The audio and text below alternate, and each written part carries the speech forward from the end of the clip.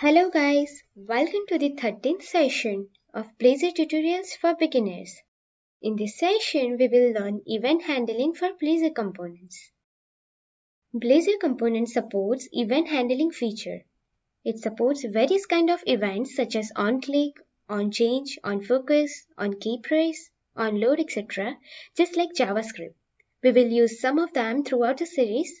To bind event with the component, we need to use attributes such as onChange and pass delegate in it.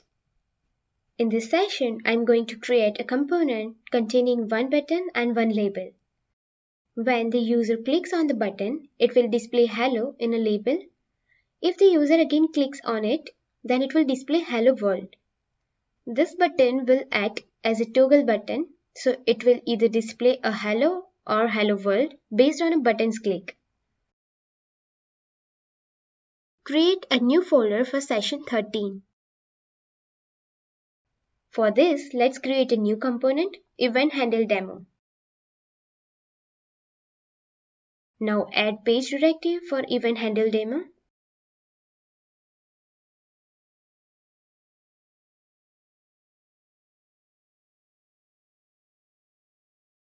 Declare property which contains display text for the label. By default, it will display hello. Now let's create Event Handler method, toggle display text.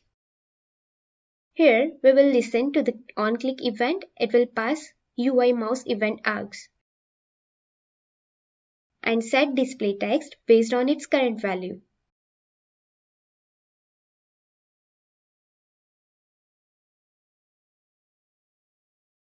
Now we have property and event handler. Let's create UI and use it. Add button. For the listening event, we need to write @on.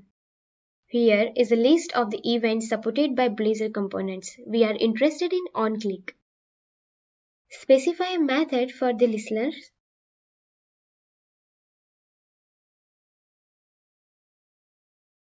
And print display text. Create a p tag and bind display text here. Now let's save it and run the project.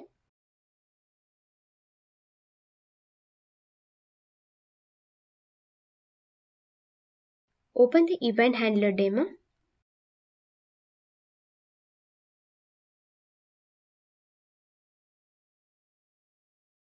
Here we got hello text.